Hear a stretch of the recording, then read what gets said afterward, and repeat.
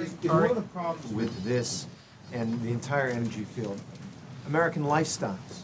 Does the President believe that, given the amount of energy Americans consume per capita, how much it exceeds any other citizen in any other country in the world, does the President believe we need to correct our lifestyles? That's a big no.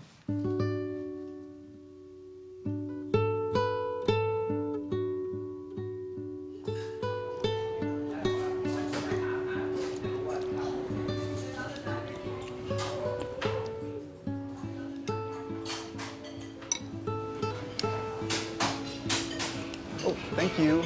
Oh, a fortune cookie. Thank you. You will bring sunshine into someone's life.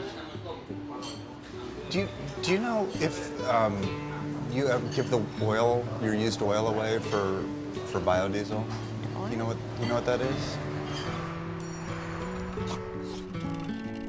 Winston. You want to go? You want to get in the car?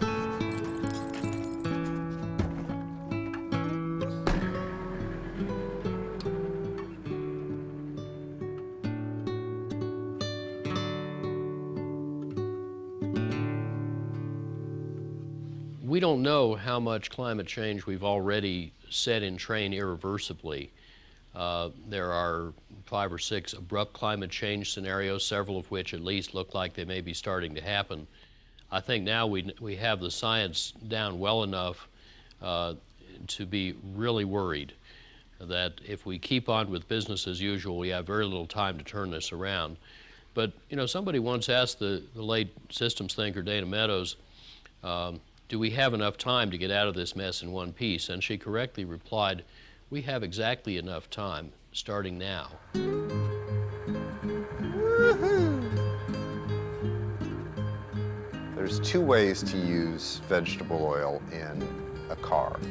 You can either convert the car and use straight vegetable oil, or you can make biodiesel out of the vegetable oil, and that's what I'm going to do. Can I have a shrimp curry, please? I think the preferred oil is at Asian restaurants because they use peanut oil exclusively for frying. Oh, thank you. What is this? Is this pad thai? Pad thai. Oh, I thought I ordered shrimp curry. Originally, diesels, back at the turn of the century, when Mr. Diesel, who worked for Mercedes, invented the diesel engine, it ran on peanut oil. Guess next time I gotta order by number.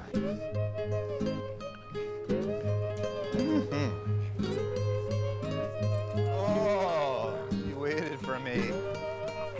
Winston, stop it. Come on. Come on.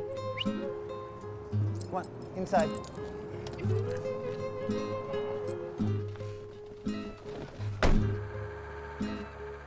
I was brought up during the energy crisis of the 70s, and so saving gas or turning off the lights or not letting water run when you're brushing your teeth, all of those things were policies that I was brought up with as a kid. Plus my parents were environmentally conscious too. So it's just a philosophy that I've always had, and I try and act on it. This is my 3rd lunch of the day. Better than that. I'm here.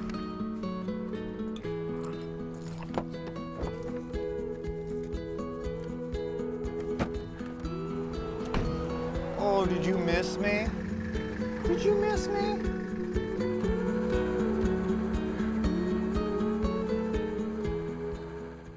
So this is a simple process. I mean, this seems like, to me, something they could have done, well, 150 years ago. I'm going to try and get people involved at first by just showing them the process. Eventually, if I have capacity to do it, I'll have other people in the community bring their oil here for processing, sort of as a co-op. Okay. Well, this is where I take the oil from the restaurants and put it in this container here. And then eventually it makes its way to the reaction where I actually make the biodiesel. And then eventually it goes to washing and drying. And and then it goes in the car. And you do all that in here? Yeah. What part do the dogs play in all this? The dogs are my muse and the comic relief. This is biodiesel, which is the end product of this process, and this goes right into the car. All the Asian food smell is gone. It smells like apple juice. Physically, from my point of view, it's a couple hours of work to get 20 or 40 gallons of fuel for basically free. Okay, let's go for a walk. Come on. Let's go for a walk. Come on. Come on, let's go for a walk.